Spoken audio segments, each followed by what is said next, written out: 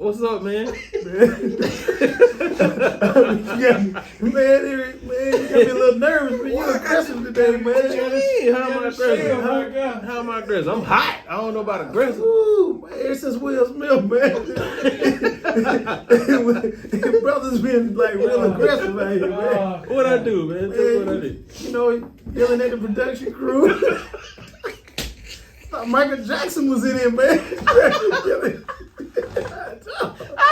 I had to hire a new staff and everything around here, man. Was gonna boycott. Yeah. We got people to sign waivers before they come in here, man. Dog, I'm just nervous. You got me on edge, man. Man, you got me crying. You got me on edge right now, man. Everything good, man? Man, I'm sorry, man. I ain't gonna wait like Ellen and issue a statement and apology. I'm sorry. I'm apologize right now. I'm sorry. If I offended anybody, I'm sorry. Oh man, man, it's real out in these streets now, man. Yeah, it's man. a whole new world, man. Everybody charged up, man. They are, man. You can feel the electricity. Man. There's a lot of electricity in the streets now, man. Boy, it's something else out here, man. Hey, we're gonna start saying, yo, we got that Will Smith energy right now, dog. I'm telling you, man. I'm telling you, man. What's up, man? Man, everything's good, man. Been a good week. Just been busy and swamped and tired and just got to keep moving, man. That's what it is, man. Yeah, so everybody good? Your family good? Family good, man. What about yours? Everybody good. The son good. Had his girl up for the week, and Sydney, my daughter, she's doing well. And Yeah. Felicia's doing fantastic. I can't complain right now, man. Good Lord handling that business as he always does. Man. Yeah, man. It's been a good week, man. Shout out to my wife, Crystal. She's been doing great. Lil Jay, my guy. Jay, boy, you know what I'm saying? That's my man right there. Man, Lil Jay, man, you know, he plays soccer right now. Like, you know how Sydney used to play soccer? Yeah. Man, Lil Jay mixing up his sports. He be out there playing taekwondo on the soccer field, dog. That's what you I ain't mad at him either. That boy be drop kicking the ball, flying kicking the ball. I be like, dog. You can tell he's an athlete too, man. Man, that's what I like, man. Yeah, me too, man. I just want him to realize it, man. Yeah. I saw some stuff, some video of him. I think it was baseball. He played baseball. Yeah. I seen some new stuff, man. That was 2 years ago when you saw that. But he's soccer now. I'm seeing some new stuff. Hey, do his thing, man. Do his thing. But yeah, otherwise, man, I can't complain, man. Just really excited about. I mean, you know what's happening this weekend. Excited. I know we're gonna get to it later, but excited about that Final Four. So that's Ooh, Lord. Boy, not them Tar Heels. Boy, that heart beating fast already, man. What's today? Thursday? Our heart already beating fast, man. I know we got a lot to go through tonight, but I just want to say, man, shout out to the Carolina Tar Heels, man. I'm so proud of those guys, man. The Final Four, baby. They must be like Tar. Dog. I love them boys, man. Well, I'm so hyped right now. I don't know what to do, man. But but we'll talk about that later, man. Can I tell you one of my earliest memories of the Tar Heels real quick? What was that? When I was a kid, I played T-ball. And so I probably was around 5 or 6. And back then, this is in the early 80s, you would do like these little fundraisers where you try to raise money for your team or whatever. And they had these college cups where they had like popcorn and stuff inside of them. Man, they had NC State, they had Wake Forest, they had all the ACC teams, man. Man, do you know that Carolina Tar Heels cup that they had, a little plastic mug? That was the #1 seller. Yes, sir. And we had that. I had that cup, man, for at least 20 years, dog. It stayed in the cabinet. Boy, that's when it's in your heart, man. I'm gonna tell you, man. I grew up, to be real with you, NC State fan. What? Man, let me tell you something. That's Graham's team, man. Well, Graham went to NC State. Yeah, he went to NC State for a semester. Yeah, he made that mistake. But man, look, man, hey, David Thompson and all that back in the day, man, that was my dude. Yeah. So I really, really detested the Tar Heels. Really? Carolina. Coming up, man. When you talking about your like young years? Young years, man, because Clyde Austin used to play for NC State, man. I used to just love everything about NC State, man. Yeah. And if I had grown another 7 inches, I would have balled at NC State. But the thing is, man, there was one player that got under my young skin the most. Who was that? And it was a player named Phil Ford. Phil Ford. Phil Ford. Great Phil Ford. When Phil Ford used to run that four corners and they'd be up on the team, I used to start crying. I was like, it's over. I wanted Carolina to lose, and then when Phil started running that final, that four corners, Yeah. the game was over. Nobody could do anything. There was no shot clock. We started running that four corners, man. The game was over, and it just hurt me so bad. I'm like, they're cheating. That's not fair. They can't run the clock out like that. The referee's got to call something. Phil Ford shouldn't be able to do that. You know, Dean Smith shouldn't be. That's the way. That's what I was, right? Okay, go ahead. So fast forward, I'm in law school at Chapel Hill. Yeah. It's my beginning of my second year. Mm-hmm. And I live in a apartment complex in Chapel Hill called Northampton. Yeah, I think you took me by there. Yeah, I took you by there. Yeah. And so I'm coming in year 2. Mm-hmm. You know, I finished year 1. I'm coming in year 2. I'm keeping my head on right. Getting ready to open my apartment door. Yeah. And I look over, and it's like, that's Phil Ford. And he going in his door, next door. And Phil had come back from the NBA to spend some time at Chapel Hill. Wow. And by fate, the good Lord, Yeah. Phil Ford living. I'm like, Phil Ford living beside me. Wow. Man, for that whole summer, man, I'm gonna tell you, I was Phil Ford's little brother. For real. I went everywhere with Phil Ford. Oh, that's Phil said, cool. Kenny, come on, man. And I'm in law school. I'm a grown man. Yeah. And I might as well have been 12 years old, man. Every time Phil said, let's go somewhere, I would go.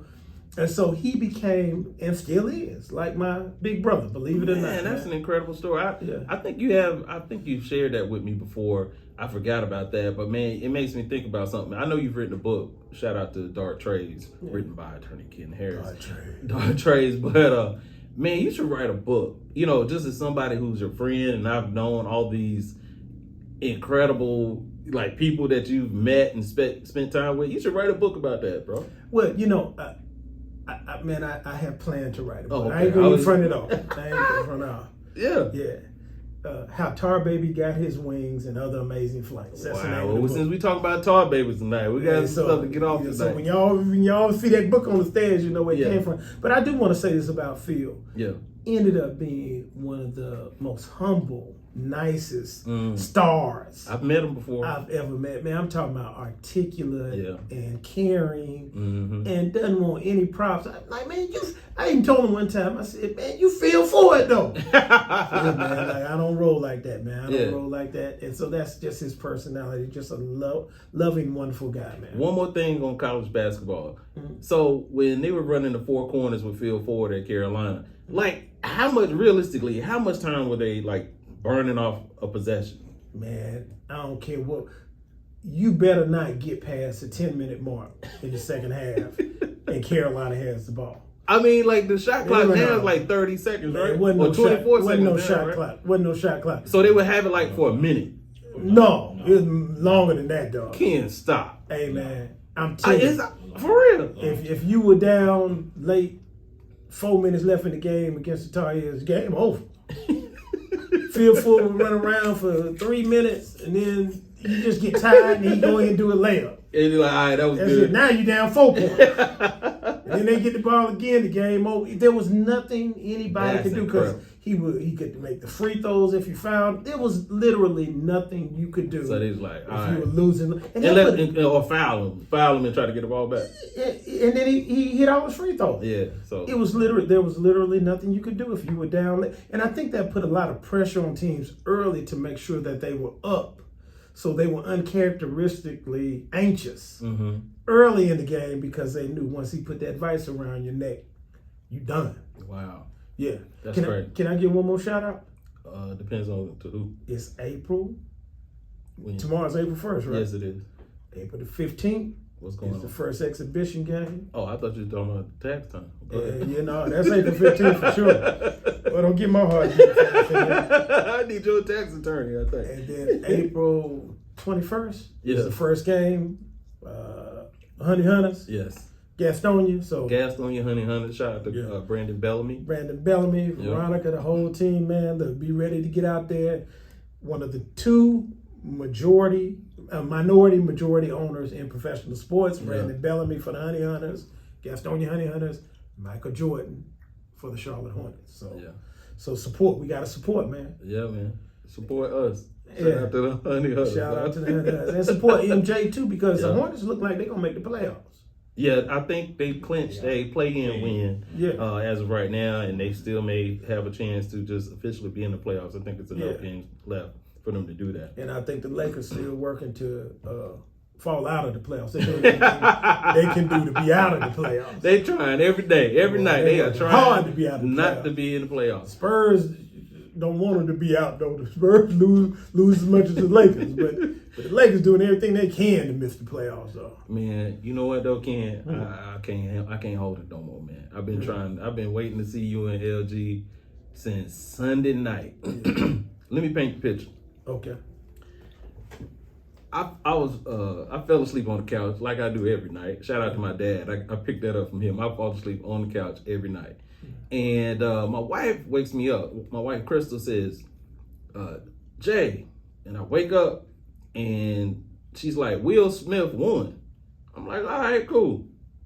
And so I see him crying and everything. And he's giving a wonderful, prolific speech and everything. I'm like, snap. And she's like, I don't know why is he talking like that? And I was like, well, you know, he's protected all the cast of King Richard. You know, the brother is, you know, he paid some of their what you call it? He paid their fee, or he paid some of their paycheck for the movie and all that kind of stuff.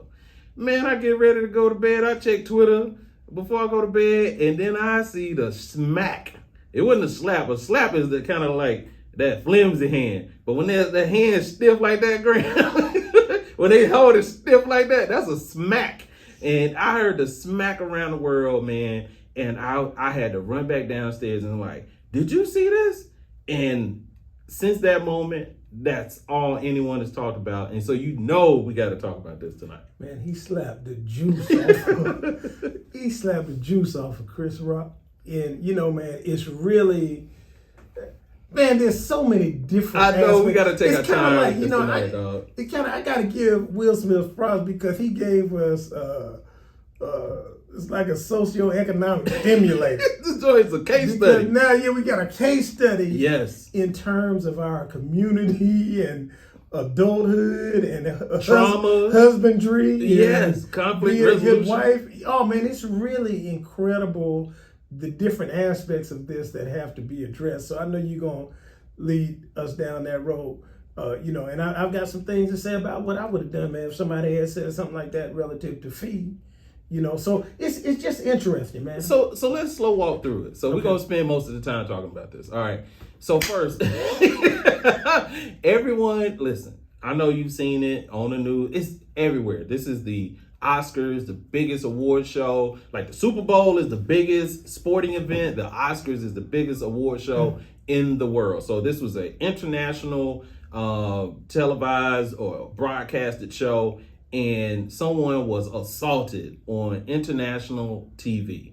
And so let's talk about what happened. So from your view, like, why did this happen? Let's start there. Why do you think this happened? I've seen multiple views of it now, multiple angles. Yes. And it's just so interesting. Chris Rock is doing his monologue and telling his jokes. And he tells a G.I. Jane joke. Okay. And, you know, G.I. Jane, I think Demi Moore was the original G.I. Jane, That's right? right. With the bald head. She was in this, I think they did one in 1951, but they remade it in 1997. So the joke was really a reference to Jada Pinkett, you know, being basically bald and referencing that to, you know, the G.I. Jane haircut or lack of hair that Demi Moore had. That's right. And so, you know, it was you know, I get it. Actually, it was kind of funny. It was witty. It was witty, you know. It was about movies. This is Oscar night. It was a reference back to the old days in movies with Demi Moore and G.I. Jane. You know, and there are always jokes about these G.I. Jane movies and them not being all that successful. So whenever you hear G.I. Jane, you kind of laugh anyway. Okay. He made the joke, and I've seen it a number of times. Will Smith laughed at the joke. Yeah, he initially laughed. Will Smith sat there when Chris Rock made that joke and laughed. He did. But Jada didn't. Not at all. Boy, and he laughed. Everybody laughed. it kind of looked like everything was cool. Mm-hmm. But I think he got a glimpse of Jada. Yes. And Jada was not pleased. Yeah. And I think when he saw her demeanor, because she kind of rolled her eyes a little bit, and he saw it, and I think it kicked in about her condition with this alopecia. Yes. And her, maybe whatever else is going on. Okay. And man, that brother got up. I mean, it was like he was walking to the altar. That dude got me up. to the altar. He did not veer. He did not veer one way or the other. Take me to the altar. Man, that dude walked straight as an arrow, calm, same expression. And the thing that gets me, he had the same expression on his face after he slapped Chris as he did before. It was like he was on autopilot. He had his hand in his pants, like how he was walking in the movie Wild Wild West. He had more of a pimp stroll when he walked away from Chris. Man, it was really straight. And I'm talking about, if you're going to slap somebody, slap them like that.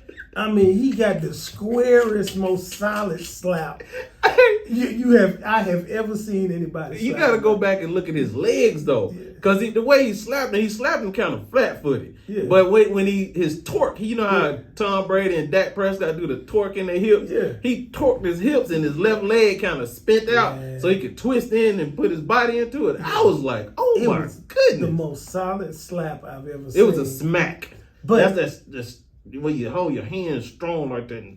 Yeah, it was good, man. I mean, well, not good, but it was solid. It was bad, but good. Good. And good technique. That's the best word. The trip of it is, you know who else's expression didn't change? Chris Rock.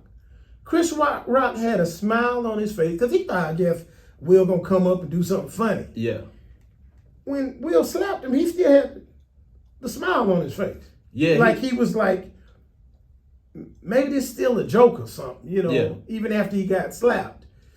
But then Will sat down. It wasn't no joke. You ever get slapped by somebody or your mama or somebody and you can feel all that tingling on your face and it feel like somebody's hand is over your eye. You can't really see that good. Yeah. That's what started settling in because he started like stuttering like, we're here for a documentary. I mean, we're here to give out an award for a documentary. He was stunned. Well, first he said, didn't he say Will Smith just came and slapped the you know what out of me? You know what out of me? And then Will started going off. Then Will went and sat down.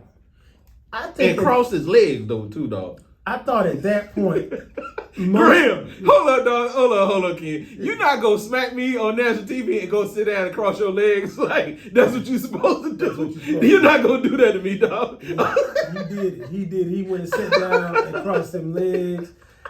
But the thing that got me, the thing that got me when he did that, oh my God, was that he sat down and he crossed his legs, but then he started yelling. Yes. And I think before that, the folks in the audience still thought it was a joke, a role play. Yeah, acting. Like what is a skit or act? Skit. Yeah. But when he started cursing, man, and saying, keep my wife's blank out of your mouth, my wife's name out of your effing mouth. That's when I think it settled in that this was not something that was orchestrated. Why do you think it happened? Why do you feel that was? Why did Will react that way? Like, was it the alopecia? Was it that he saw his wife hurt? Like, what do you think it was that made him get up? Because that's what everybody's, I done seen all kind of psychology, prognosis and synopsis about what made him get up and do that. What do you think? All right. First of all, I wanted to make sure he was lucid. Okay. Okay. Because if you had been drinking or something, that would explain your behavior. He's like, I was saucy. I'm sorry, my bad. Hey, man, it can happen. Like somebody says, like your drunk uncle who is at your wedding and gets into a fight and ruins the whole wedding, but then gets up afterwards and makes a speech and a toast to the bride and groom. Yeah. It's one of those things. If you've been drinking, and then I can see you might slap somebody, and forget, where you're at. I don't know if I believe he had been drinking. That brother looked like he knew exactly what he was doing. So I can't lay it on that. So then I have to skip all the way to his situation with his wife. Okay. Okay. And, Now we're getting there. They've been through a lot now. A whole lot. They've been at that red table. That red table is that joint is super red. Yeah, the devil on that table. If you ask me, but go ahead. And now, if you've been through all that, and you made it to the top, you done fought to keep your relationship together. Okay. And somebody verbally, you think somebody verbally attacked your wife. Okay. Hey man, all bets are off at that time, man. If you've been through a lot and you're emotionally charged, and you know that you got to stand up for her to keep her or something like that. Yeah. Hey man, all bets are off, man. So you think it was just that you feel like it was that he disrespected his wife, or that he saw his wife was hurt, is why? So let me say this. So all week I've heard, about Will's childhood. Will, in his book, his daddy beat his mama and he felt like he was a coward. And so we pull from that. Everybody got some kind of prognosis on how they want to psychoanalyze Will Smith and why he did what he did. And for me, I've just kind of drilled this thing down to, after even hearing everyone's, thoughts on this. For me, Ken, it just comes down to a man and his wife.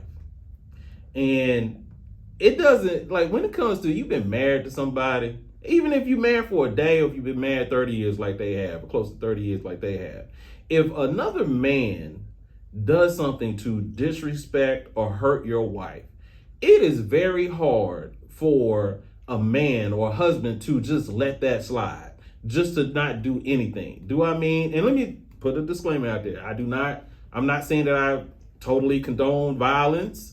I do believe in defending yourself. That is something I do believe in. You're not going to just go around smacking people or hitting, punching people and think that people aren't going to do anything back. But I feel like this is really just about a man and his wife who feel picked on by this particular person.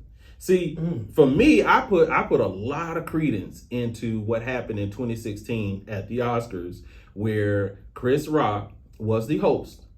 During a time where there was all these things online about, of course, everybody was mad about the Oscars. There wasn't any black nominees for any movies, right? Will had just done Concussion, the movie Concussion, okay? I guess Will and Jada and their team decided to boycott the Oscars. And they had brought in, Chris Rock to kind of calm things down, for him to give his intellectual spin from a comedic view on what was going on.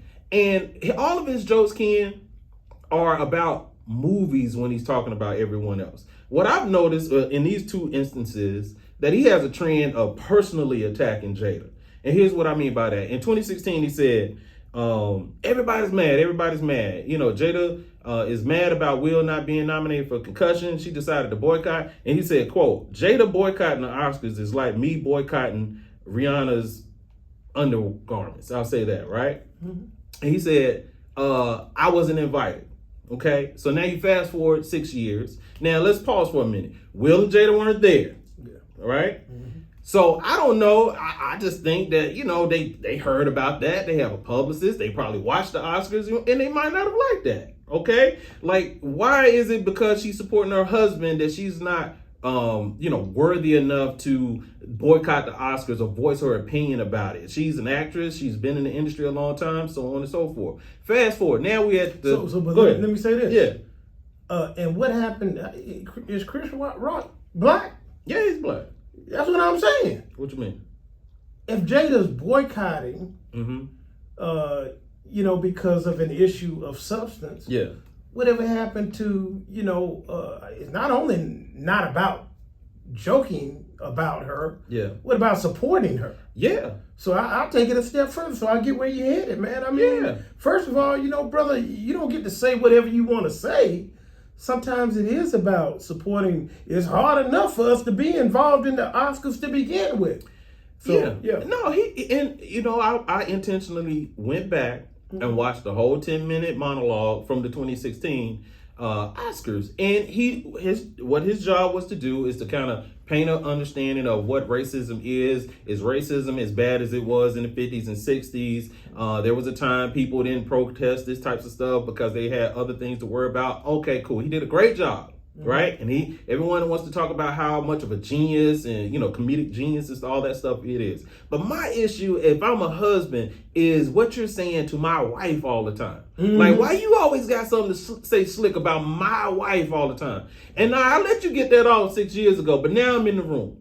And now I'm in the room, and here you go, you want to get your little skinny behind up there, and now you want to say something else slick. And now, when it came to the jokes that he was doing, if you watch that rollout, it was Penelope Cruz and her husband, and he talked about, hey, her husband, I don't know the brother's name, the gentleman's name, but he was saying if he wins, he's praying that Will Smith wins, and Will Smith, it's all about movies. But when he got to Jada, it was a personal joke.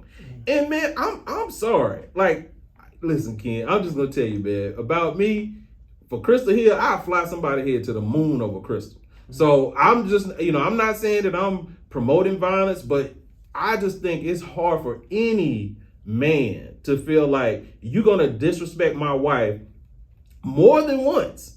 And then now you think I'm supposed to just sit in the room and chill as you do that. All right, so let me say this. So now you done brought it down to this, man. If it was me. Okay. Let me know. If I was sitting there. Grant, let me know. And I had that 6 years before he did that. Yeah. And I'm sitting there and I'm watching the joke. I probably would have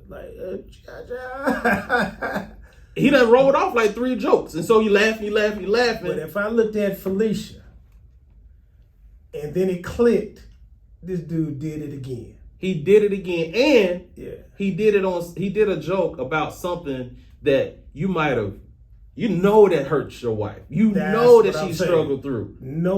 Then you add in, I would have calculated the second thing with she's struggling with this. And now he hurt her. He hurt her. Man, I probably would have done the same walk or something.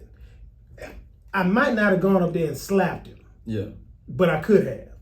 Yeah. But I might have stood up and said some things that I didn't need to say. Yes. So in that range from slapping him down to how the outburst, yelling and cursing him and say, man, you keep your wife's name out of my mouth. Yeah. I mean, out of your mouth. Yeah. That might all happen. I get it. Yeah, and that's the thing with me. Like, we can sit here and talk about he was triggered and, everything that's, let's just say it, the entanglement rumors and, well, not rumors, what they've talked about on the Red Table Talk show on Facebook Watch. Fine. I'm just saying on a surface level, a man and his wife, most married men are not going to let another man disrespect their wife one time. One time in the moment when they're right there, let alone you got a trend of talking greasy about my wife. You think I'm gonna let that get off? And I don't even care if it's the biggest man on earth. Like, I'm gonna get beat up that night if that's the case. So I think we both agree. I'm gonna give props to Will Smith. Okay. On the husband tip. On the husband tip, Will Smith gets much props. Okay. Because if you gonna take up for your baby, take up for your baby, and that's what he did. Okay. Now I'm gonna give you another level of props I'm gonna give him. Okay. On the street cred tip. Will Smith now can go into any neighborhood and handle his business. You gotta give the brother I'm just being real. On the street cred tip right now. Yeah. It's like, man, you don't mess with Will Smith. And I didn't look at him like that. No. I mean, I looked at him like the Fresh Prince, kind of soft, corny dude, square, summertime type dude. Until that, I initially thought this was like a precursor to Training Day 2. Like, these dudes setting up Training Day 2. You got Denzel giving him advice. Yeah. You got Tyler Perry in there somewhere. Yeah, he got Chris Rock. Yeah. Yeah, I thought that's what it was. But I mean, on the real, man, you gotta give him on the street side of it. We'll get props on that. I want to say another thing that, as far as what happened and why it happened, I wanted to say I saw another clip that surfaced yesterday on social media. It was someone had their phone out and they filmed Will and Jada from behind. Yes, you saw that, right? And so Will is walking away from Chris. The slap or the smack just happened. Will is doing his pimp stroll back to his seat, and Jada is That's how You know what that made me feel? What's that? That they remember 2016, and you done had them conversations, Ken. I wish a ninja would say something again tonight. If I'm in the room, what you gonna do? I'm gonna smack him if I go up there. And she looked like she nodded her head and said, "That's what you get." And it's very possible that conversation took place. He said, "You remember what he did, and he better not do that again tonight." And no, there's no way he would do that with us. But if he does, and then lo and behold, then it happens. Yeah. And it's like, nah, because it almost seemed like that's what it was, because Will walked up like, "Yo, this is what I'm supposed to do. I'm gonna do this." And he walked back like that was what I was supposed to do. Yeah. And she shook her head in confirmation. Like, almost like we talked about it. If you said something, this is what was and that mother slung his right leg over his left, like, all right, that's what we're supposed to do. And everybody was like, oh. And then he, before we go to the next thing, then he just got ignorant. He just like, he ain't caring about FCC rules or nothing. He just cussing like on the street. But think about what you're saying and what he said. Yeah. Keep my wife's name out of your mouth. That sounds like I'm mad that you said something about her multiple times. Thank you. For someone to say keep my wife's name, like he already was feeling that before he came in the room that night. That's why I'm like, my man said, when you say my name, put some respect on it. Respect on it. That it wasn't for that event. That was for what had happened previously. That's right. So I agree with you. You see what I'm saying? Yeah. So all of these case studies and psycho analysis about this brother's past and all this kind of stuff, and that don't get, to me, I don't feel like it was about that. I think it was just about a man and his wife. All right, so Will apologize. It's funny, Ken. You and I worked in crisis management for so many years, working with clients, really high profile people, celebrities actually. And I had a friend from LA hit me. He texted me that night, but I talked to him on Monday, and he was like, "Man, Will ain't hadn't apologized yet." I said, "Guess what? What time is it?" It was like 4:00 East Coast time. I said by 6:00 there'll be an apology. Right on the dot, 5:00. What was it? Pacific Standard Time. Here it went. So Will apologized. My question to you: do you feel that Will should have apologized, and do you think Chris should apologize? All right.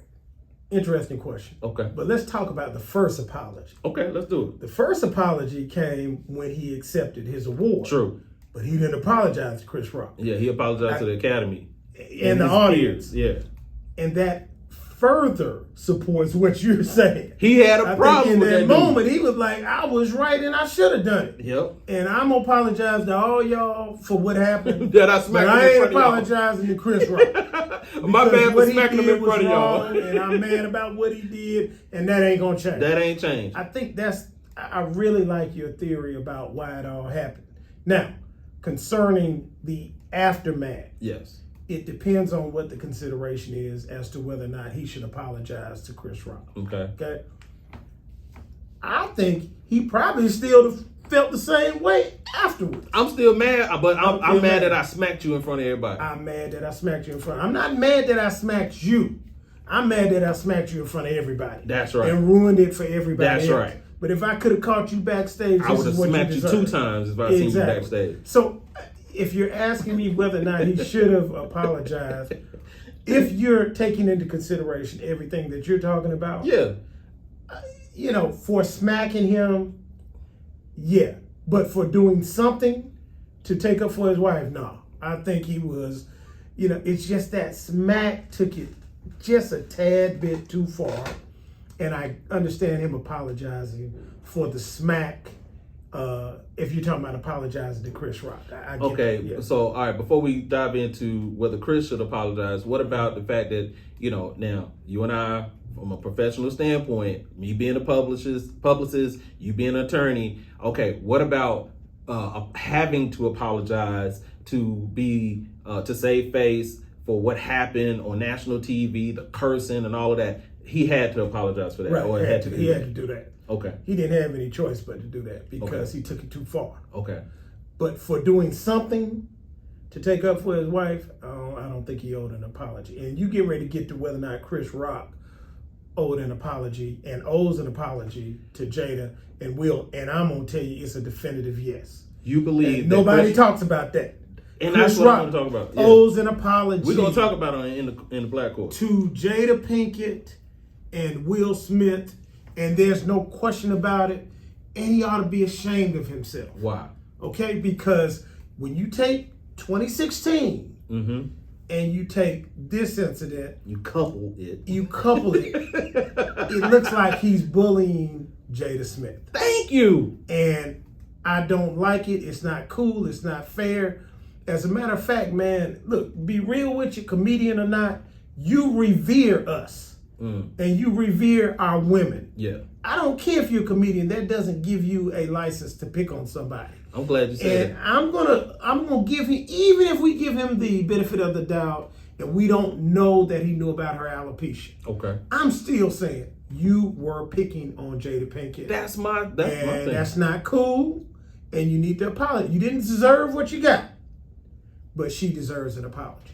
So, do I think Chris Rock should apologize? Absolutely, yes. I agree with you. I think he should apologize, and this is why. You know, Ken, one thing that I'm tired of, that I've noticed lately, for a long time, I think that I don't care about. I don't think that your position, your profession, or your personality gives you license to offend people. You know, people have certain positions of power and things, and just because that's what they, you know, I'm the editor-in-chief, or I'm on the podcast, and I come in here yelling and going on before the podcast. Like, position doesn't give you the authority or the license to offend people. Same thing with your profession. Just because you're a comedian, you can have some tact, you can have some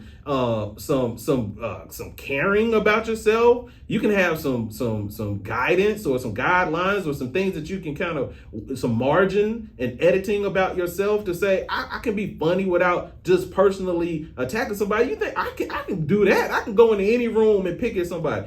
And the other thing I said was personality. You know how you ever meet people and they're like, well, you know, that's just how I am.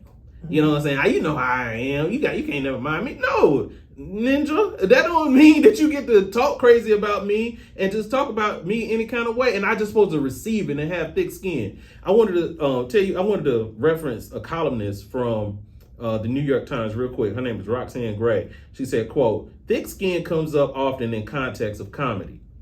Done well, comedy can offer witty, biting observations about human frailties.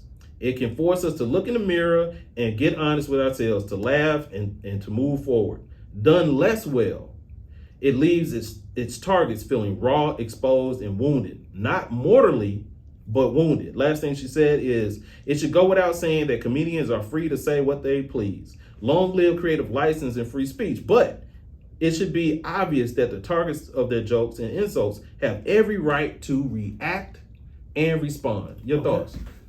All right, there's a movie called, I think it was the second Clumps movie. Yeah, no, it's the first one. I already know Eddie what you're talking Murphy and Janet Jackson. about. Oh, okay. What's the big boy name? Professor Clump and Clump and Janet Jackson went to the comedy club. no, ironically, you're talking about Professor Clump and Nutty Professor, Nutty Professor. the first movie. Jada Pinkett Smith. It was Jada Pinkett Smith. Yes. Went to the comedy club And with the professor. he demolished it. And Dave Chappelle Yes. was doing those same, that type of joke where it's personal and hurting people's feelings. And he had already, I think, done one with Big Fella, Professor Clump. Yeah, he hurt his feelings. Yeah, he went around the room. Then he went to Jada and Eddie Murphy. He was playing Professor Clump. And he just, once he got there, he was just boom. And you can see him just, and even in the movie, they made it seem where he just got sad about it. And it triggered him to go back to eating and all that kind of stuff. But later, Eddie Murphy and Jada Pinkett. And he's slim now. Back to the club. Yeah. Now he's slim. And my man tried to do some of those same jokes. And Eddie Murphy went up on stage and I think hit him and threw him into the piano. Yeah. And I'm saying, and the crowd loved it. Yes. It's what we're talking about now is that you can take comedy too far. Yeah. And when you take it to that level where it's personal, then you almost feel like the people who you, for lack of a better word, attack may be a too strong a word, they have a right to respond. Yeah. And that they want to respond and they feel bad about what you did. And it's not fair and it's not right because you have a microphone in your hand. So I get what you're saying. No, and I saw that Kathy Griffin and other comedians are coming out in support of Chris Rock and saying that this is going to give license to people in nightclubs or comedy clubs to go up and attack comedians. Well, it's so great. It's so ironic that you bring up Nutty Professor 1, because if you remember, Eddie Murphy was like, "Oh man, you just find something that's wrong with people and you target that and you make fun of it. You the next Lenny Bruce." You know what I'm saying? He was, but what he was saying is, you should be more talented than that. Yeah. And there's no way in the world. I think Chris Rock, before this incident, if you asked me if I thought that Chris Rock was a comedic genius, I would say yes. He's smart, he's witty, he gets it. And so that makes me think that he got something with Jada. He doesn't feel that she's worthy enough to be with Will Smith. He thinks her acting sucks so much that he feels he has to point it out. Like, he targets her enough that if I was Will Smith, I'd be like, "Yo, did you date this dude one time? Like, what's up with him?" Well, one thing relative to that. Yeah.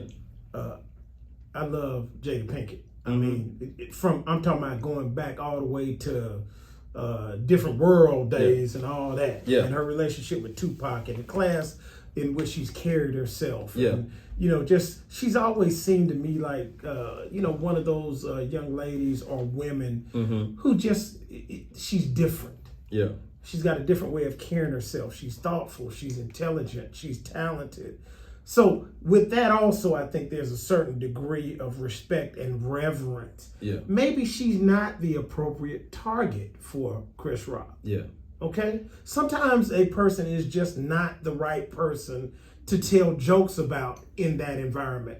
It's kind of like... if Oprah's sitting up there, you you might even do one to Oprah before you do Dionne Warwick or somebody. Yeah. She just doesn't seem like the appropriate target for that type of jokes. And then her demeanor is not a light, comical demeanor. Yeah. There are other targets that are, I think, better targets than Jada Pinkett. So yeah. Last thing on this part of it, Ken, I ain't gonna make any assumptions, but I'm gonna talk about me. Like, growing up, I gotta be real. By the time I hit junior high, man, as you guys can tell, I got that, that deep chocolate complexion. You know what I'm saying? Kissed by the gods, the sun. You know what I mean? Yeah. And man, by the time I had hit junior high school, King Hershey, big Hershey. But man, by the time I had gotten to junior high school, I had heard every "you so black" joke that was ever created. And in my neighborhood, I grew up, I always famously say, I grew up off of West Boulevard. I grew up in Barringer Woods off of West Boulevard, man. I love my neighborhood. And my neighborhood, man, it was rough, but it was fun. We were like a tight little group, but I had heard every single joke. And everyone thought there was a comedian. By that time, by the time I got to junior high, man, I had heard all the jokes so much that if I got into, playing the dozens, the jonesing, on each other, cracking on each other, that I could tell the joke before the person said it. And Ken, unfortunately and fortunately, as a defense mechanism, I got really good at telling jokes. I got really good at cracking on people.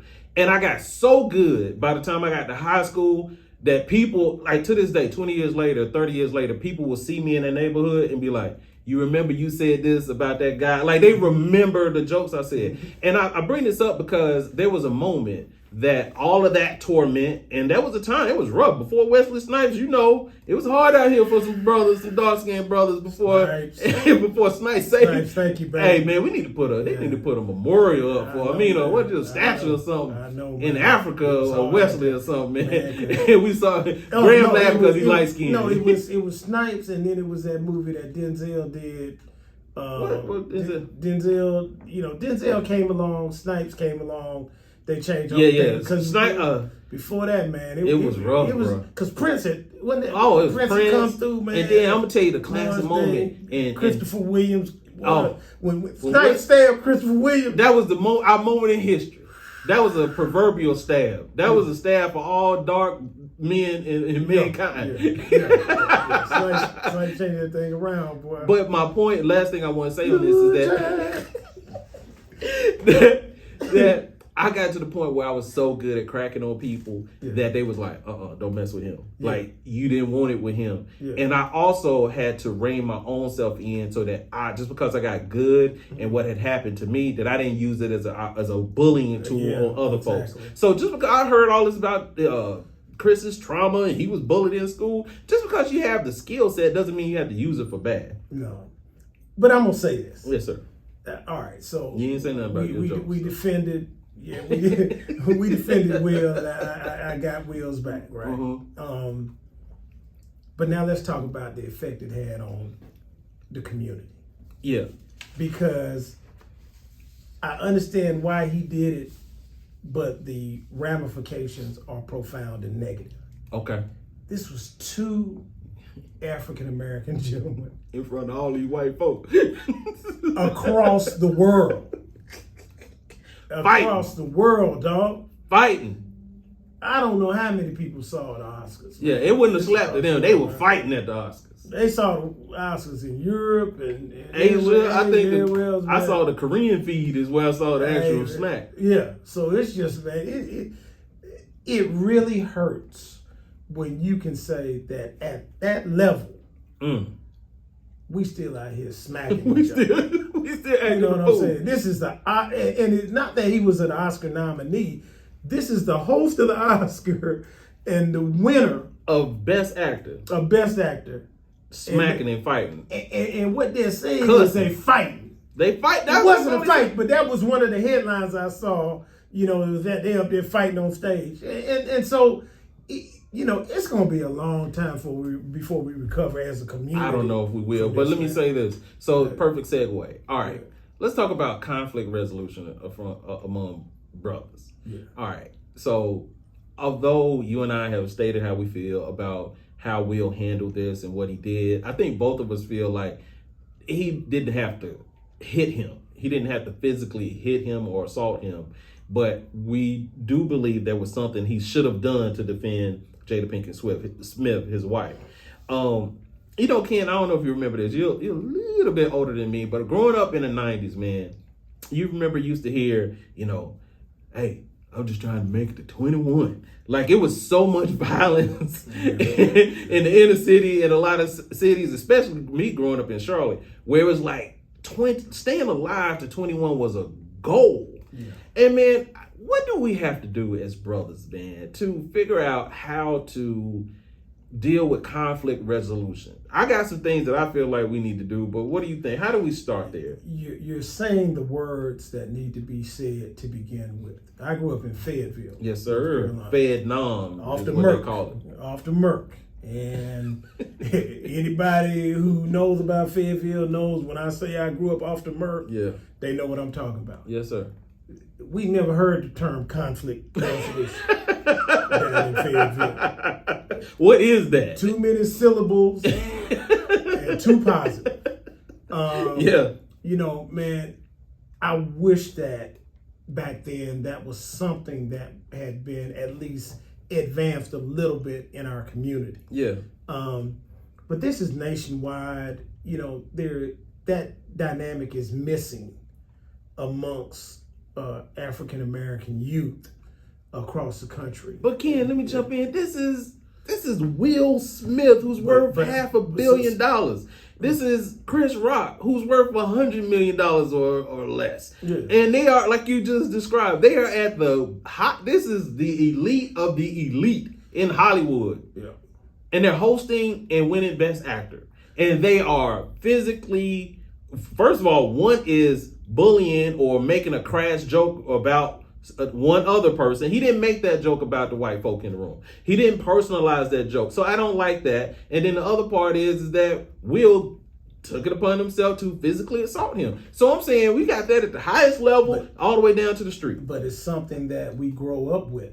And so when we get older, there is no conflict resolution mechanism inside of us. Yeah. Will Smith had a song called "Parents Don't Understand." Yeah. Well, Negroes don't understand. You can do another song called "The Community Doesn't Care." Okay. Because we haven't instilled that in ourselves as a community, so that we have that mechanism when disputes arise. Yeah. And it's obvious because when you look at the crime rate, when you look at black on black crime, you think about those issues that we face in our community. Mike Lee talked about some of them. We don't have that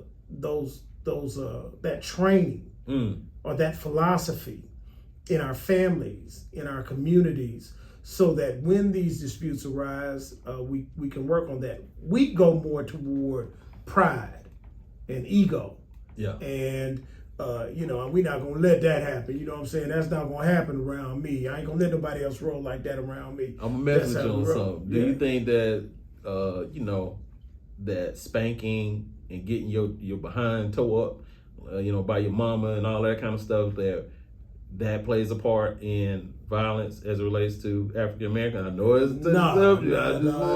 That resolved the dispute between me and my mom. I can tell you that. And she would win every dispute because she was right and she was trying to teach me something. Okay, all right. It didn't teach me to be violent. That was one of the things that helped me, like, walk a little bit straighter line. Okay. But I'm talking about, like, when you out in these streets, man, and you just get into a situation, you fighting.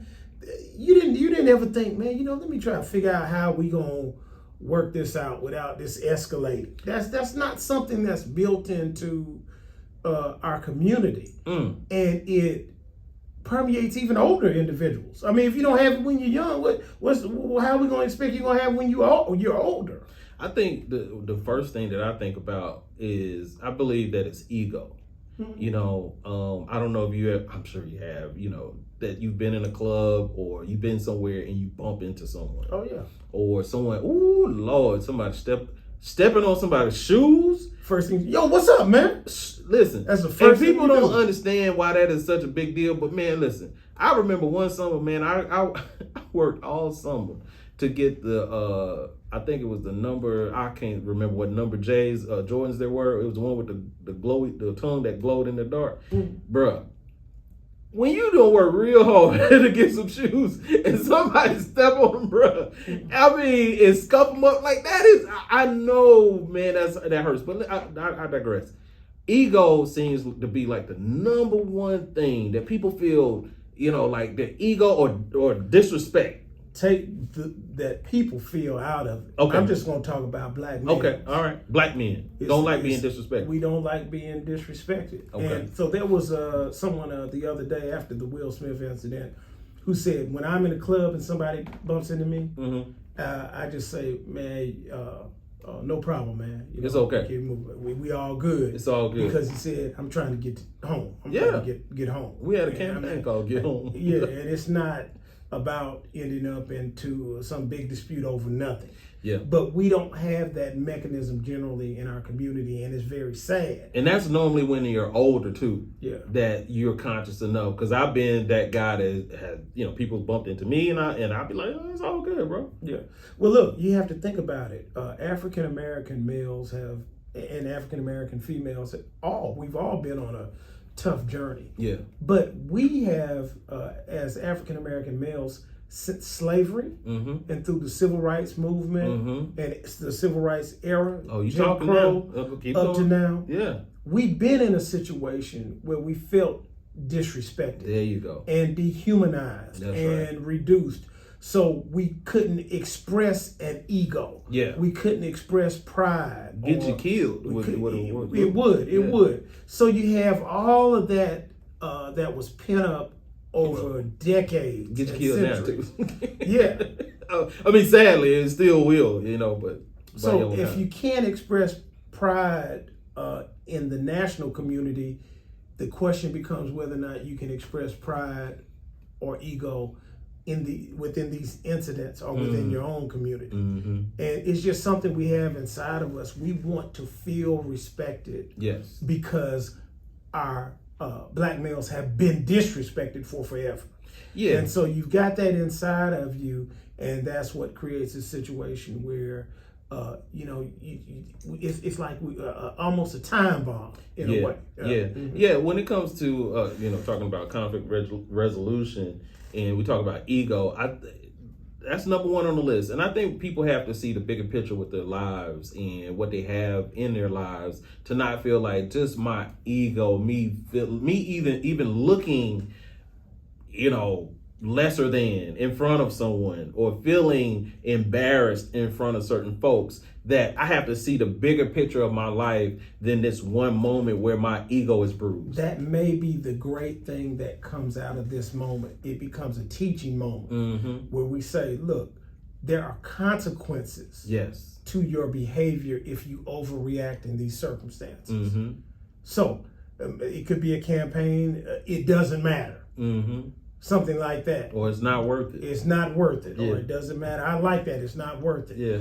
And maybe we can get something like that going so that our young kids understand. And maybe we can't save all of us. Yeah. But we can start with our young kids and say, it's just not worth it. Look at the consequences. So, what are the consequences for Will Smith? And what are the consequences for Chris Rock? So real quick on that, I think, right now there's a little bit of talk about whether or not Will Smith would lose his Oscar. Would they pull that from him? I mean, at this point, we know who won. So to do that, I think would be frivolous. I think I wouldn't want to see that. And there's been a whole lot of folks, Harvey Weinstein, and a whole bunch of other actors that's done some crazy stuff that we're going to start pulling Oscars away from folks that we would want to do that. Chris Rock, I think Chris Rock should apologize. And the longer he doesn't, I'm having a problem with it. So I think he should apologize for everything, because he did see Wanda Sykes at the Vanity Fair party or one of those parties, and he apologized to her.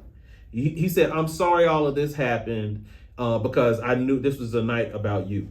And then I wanted to talk about another thing, Ken, respect. I think we need to give respect to each other. Like, if you respect someone, then you won't go, like, if I felt that Chris Rock respected Jada Pinkett Smith as a woman, as her, her as a black woman, as far as he did a whole movie about good hair and understanding how black women feel about their hair. That's what he's smart enough, man, to understand what he was saying. And if you really look at do you know this real quick? How much did G.I. Jane? They spent $50 million making G.I. Jane. You know how much it grossed? How much? 48 million. Yeah. It flopped. So it's a double entendre in there. It's the crop hair and the actual flop of the movie that he wanted to associate with her. Last thing I wanted to say is it's okay to give people grace, man. That's what you're talking about when people bump into each other in the club or we get in an argument or whatever. It's not worth it growing into it or escalating into a bigger issue. Man, I like what you're saying. It's not worth it. And, maybe that's what we do, man, is go out here and start that campaign. Now, Chris Rock had a concert the other night. Yeah. Sold out. Dog, not only sold out, all his shows have sold out since then. Man. And they've added multiple shows in multiple markets. The most beneficial slap you've ever seen. He came out of that slap, and now his name is on every tongue. Yeah. And his, what you call it, your Q rating or whatever, he went up. It went up because everybody talking about Chris Rock now. So he smacked his status up. Smacked his status right on up. But I want to ask you, as we kind of get toward the end here, what about Will Smith? Where does Will Smith? Boy, I'm telling you, if somebody ain't out there writing Training Day 2 right now for Will Smith, man, so he can get paid and we can see Will Smith in that type of role. Yeah. Where does Will Smith go to from here? I think Will is insulated enough at this point that this won't affect him too much. I do think there'll be groups that will, you know how it goes these days. Once you do something wrong, Will has been squeaky clean for the last 40 or 35 years since he popped on the scene. And so there's going to be a segment of a society that will forever talking about him assaulting Chris Rock and all that kind of stuff. But as far as his career, I believe that he has insulated himself with his own production company. I think it's called Overbrook. I think all the money, all the movies, like if he was a young actor and this was 20 years ago, I think it would affect him, but not now. What do you think? I think he needs to go ahead and do that. I mean, he's got another notch now he can explore in a movie. And Hancock, he kind of went in that direction. Mm-hmm. But he can do Training Day 2 now for real. Now All he right. may not do that because he doesn't. He not. Wanna, Yeah, he don't want to. The only way he'll double down on that is if him and Chris Rock have a sit tell you they down, need patch to it do it, up, man. and move on. together. Look, I'm telling y'all now, Training Day 2 is going to come out of this situation. That's what I'm telling you, dog. Yeah, it wasn't a Training Day already. Huh? Oh, it's only one Training Day. Yeah. Oh, okay. It was Equalizer 7, 8, 9, and 10. But I think it's only one training. Yeah, it's only one Training Day, right? See, that's the joke you should have made. He didn't have to talk about the woman head. All right, Yeah. last thing, real quick. Okay. All right, Ken. Black people, man, a lot of people, not just black folks. Everybody is living with some type of trauma, right? Mm-hmm. Black people are traumatized on a multitude of levels. From whether where they went to school and they got bullied, the neighborhood they grew up in, a lot of the stuff that we have talked about tonight. So a lot of people are talking about Will Smith being triggered by this joke, and he felt like a coward when he was a kid, and here he is. This is his moment to reclaim his childhood and feel better about himself and not feel like a coward by jumping up and slapping Chris Rock. We've talked enough about that, but do you feel like, what is your thoughts on black folks and trauma and us finding a way to heal and seek counseling as far as that is concerned? The moment is about finding the best outcome for yourself and the people you care about and the community. Yeah. Right? Mm-hmm. And so the journey is to get past the prior trauma so you participate in developing positive outcomes for you, your family, and your community. Yeah. So I get that, Mm-hmm. but just like we talked about Juwan Howard, Yep. Sometimes if you can just take a breath and think about your future, your family's future, and your community's future, you'll end up engaging in behavior that will push you toward a positive outcome. You can't just do what you want because you have a bad experiences in your background. That's right. Now, but I can understand sometimes Yeah. when that happens. Mm-hmm. But if you can avoid that dynamic, then it's better for everyone else. And I say on the legal side, I think Will Smith's attorneys got to him real quick. Yep. Man, get that apology out there before that boy starts talking, before Chris Rock starts talking about filing some charges. Yeah. And I was happy.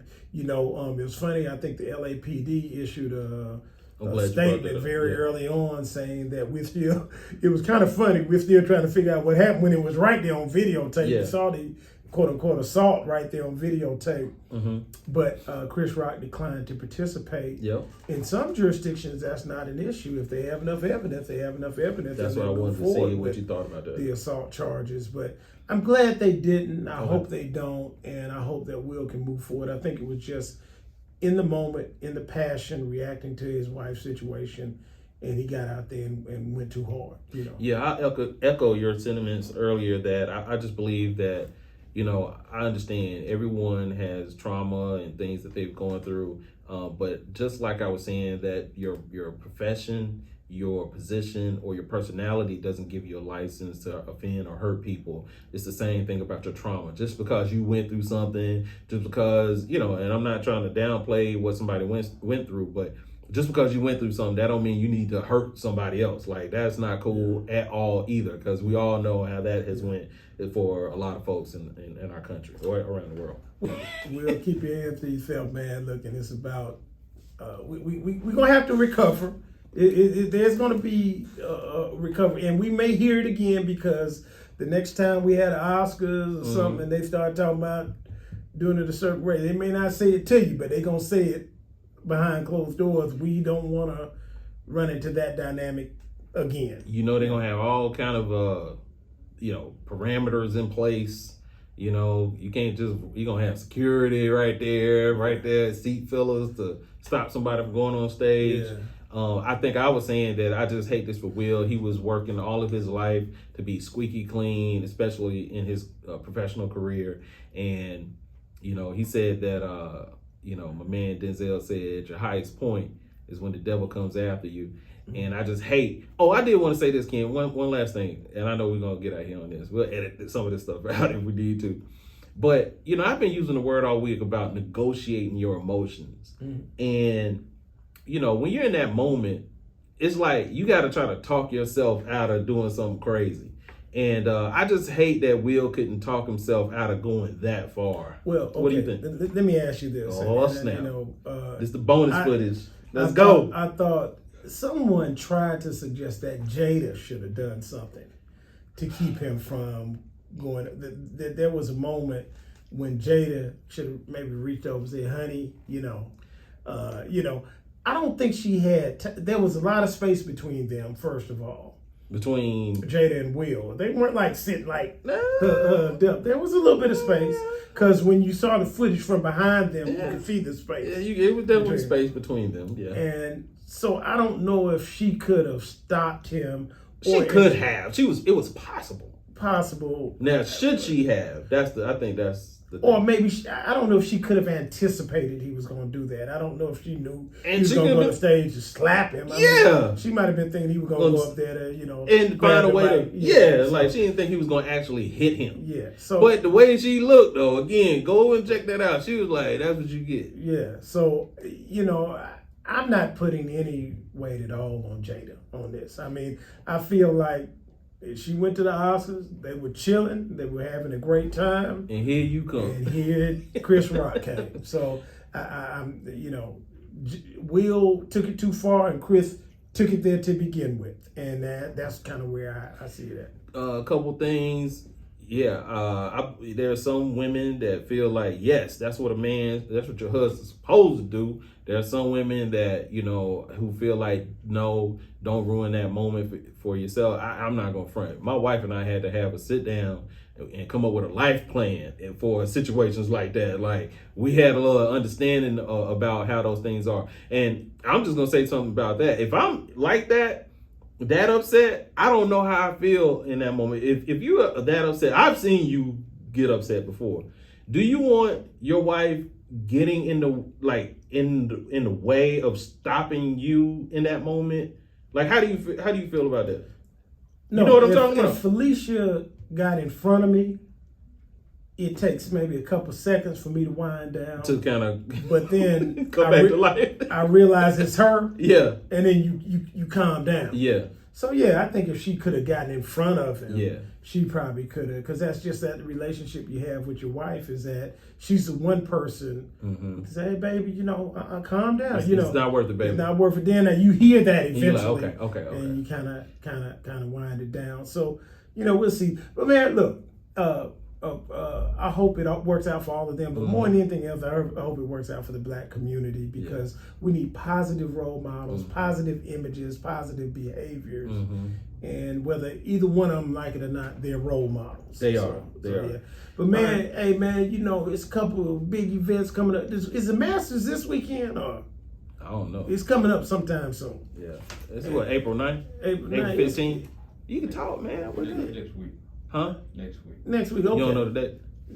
Okay. That's all It's coming up next week. I've been hearing all this about, I know we spent 10 seconds on this, but I'm getting calls, Tiger Woods playing in the Masters, and he gonna win the Masters and all that. I thought Tiger was in rehab. Okay, first of all, physical rehab. Okay, before we go on, please comment below the thing in the thing, and let us know whether or not you think Will was right. Yep. Whether Jada was right, or whether Chris was right. Mm-hmm. Let us know in the comments. We'd like to hear your thoughts and ideas on that. And let us know if you care if Tiger Woods playing in the Masters or not. Yeah, you know what I'm saying? They hit LG calling everybody, talking about Tiger gonna win the Masters and all that. Ain't nobody, come on, man. All right, now. Okay, I'm sorry. Boy,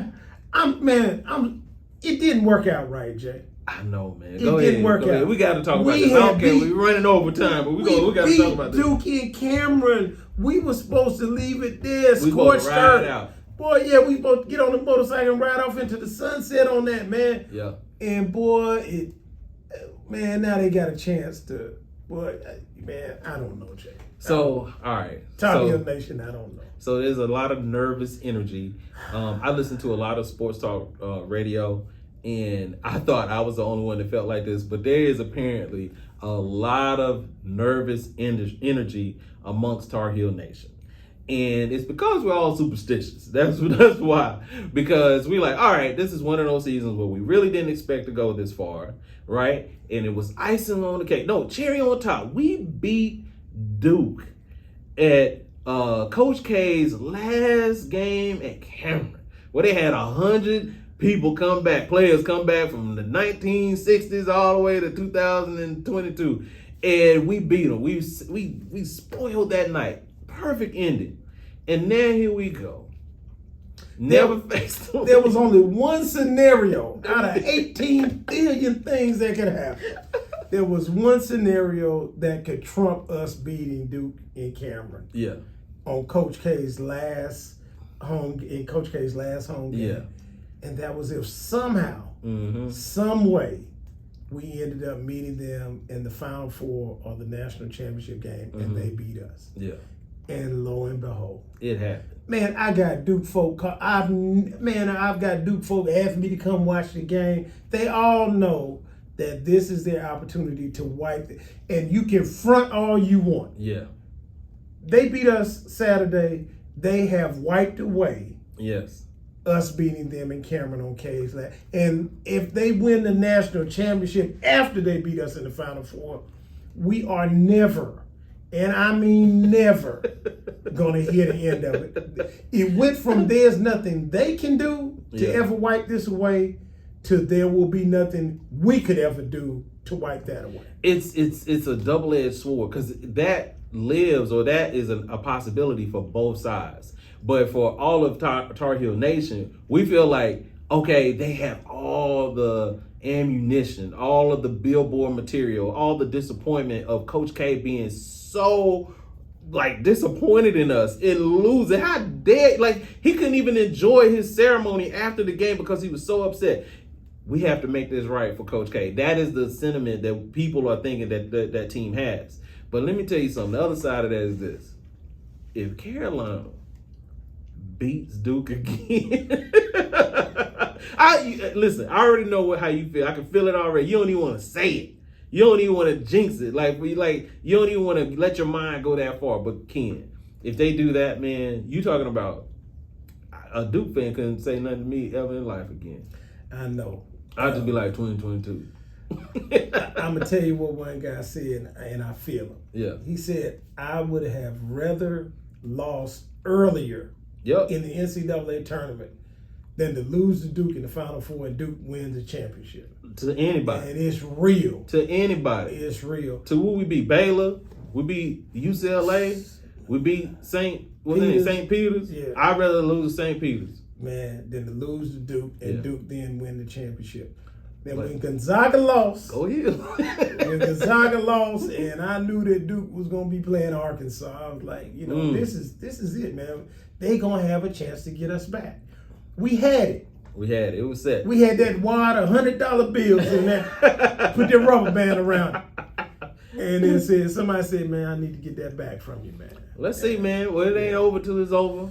Go Heels. Man. You know what I'm saying? We started out real happy on this episode talking about the Tar Heels. Now we tell a little. Y'all can forget asking me to come watch a game with y'all. I know this y'all moment to get your revenge back. My brother called me talking about, hey man, y'all want to get together? I know this is the first time in history that this done happen. I said, listen, man, I'm superstitious. I'm staying at home, dog. Every time I go watch the game in somebody else's house, we lose. That's what I'm saying. I've got my associate pastor, Sheila Marshall, my wife's best friend. Mm-hmm. Hey, are y'all gonna come by and watch the game? She's a big Duke fan. No. Y'all gonna come by and watch it?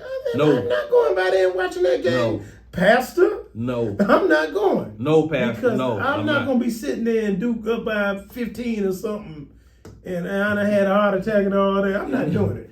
And listen, I already know. I learned early how to fuss and cuss at a TV by my older brother. I know how that go. I feel like I got to summon all my cussing to the TV to make sure that they win. I can't do that around my mama. I can do all my tricks. Y'all know what I'm talking about. You stand at a certain place in the room. You got your legs crossed a certain way. Hold your mouth a certain way.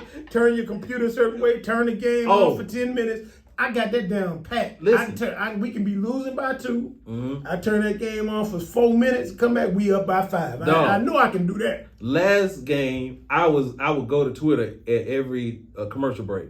I did that all the way through the end. I said, "Oh, we leading. All right, let me go back to Twitter." I'm not playing around, dog. Graham, I'm not playing around. So nope, I ain't going to nobody else. Well, let's do it. We don't want to do it, but we got to give our predictions for the game. Okay, go ahead. All right.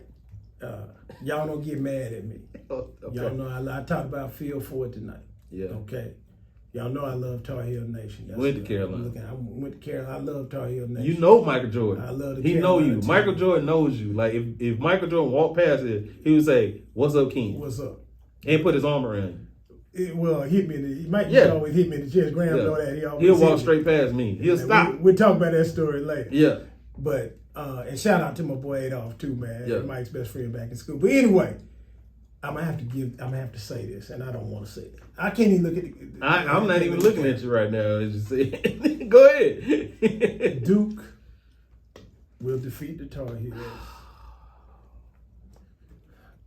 Do I need to get the points, Graham?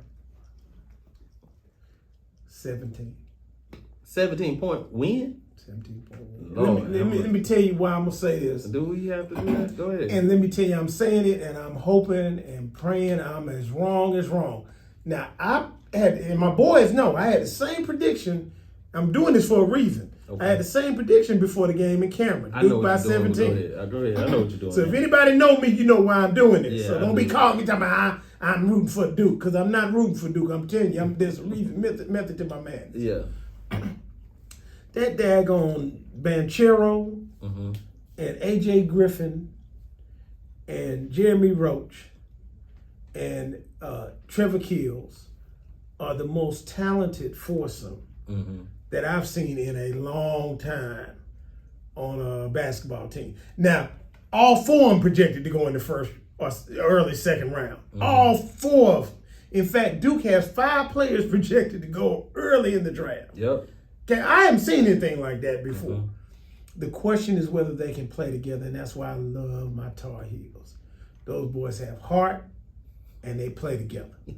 But the only question is, This mug giving that I have dreams speech. Go ahead, man. the only question is whether heart and teamwork can overcome all that massive amount of mad, and they gonna be mad this time. All right, dog. Amount of massive and mad talent. So I'm gonna say it. Get mad at me if you want. Duke by 17. Duke by 17. All right, so we playing this. This is what I'm gonna do.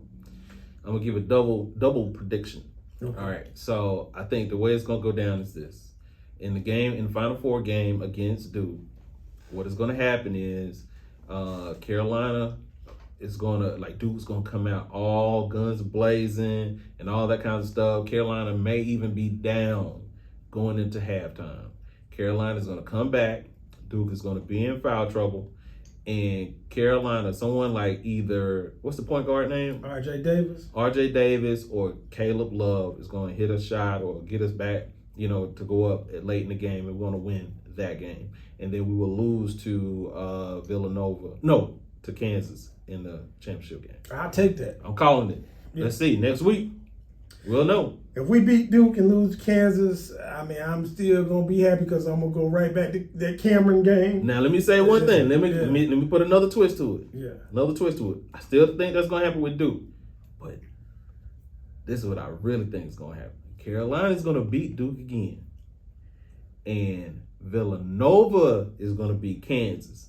And Carolina is going to have the payback against Villanova. You remember they hit that shot against us in the championship game a few years back. Yeah. And that is going to be the dream season. No one saw it coming. Listen, hey, when this happens, I'm going to play this back. All right. Now, Well, let me give you my last. Since you did your double thing, I know we get ready to get out of here. I'm gonna say this. we've been saying that for 30 minutes. The one other thing that could happen Mm-hmm. is that Carolina really is better than everybody. Yes. And we just didn't know. What if Carolina is the team that has the 4 pros on it? Yeah. I'm going to tell you, Brady Manick, Armando Bacot, You better say Caleb Love. You better say Caleb Love. are 3 future NBA players. Yeah. What if they're just real like that? Yeah. And if they're just real like that, if they're real like that the way they beat Duke, the way they beat #1 Baylor, if they're real like that the way they beat UCLA, and they're just real, Yeah. they'll win. And they could blow out Duke. Yeah. So y'all don't be calling me saying I'm rooting for Duke. I'm just telling you what I feel because of that raw talent on Duke's side. But Carolina might be the one that has that raw talent. So we'll see, man. Yeah. All right, man. Another episode in the long. Black Court. I'm tired, man, we exhausted up in this joint, sweating, shining, dog. We've been in here for a minute. We put it down though, man. Yeah. Good show, brother. Hey, good show, man. We smacked that one down. Yeah. Will. Well, we did a Will Smith on this thing right here. Dog. Hey, dog. So everybody out there, man, make sure that you subscribe, like, follow us on all social media. We'll see you next week on In the Black Court Next week. podcast. Holla at you. Peace. Yeah.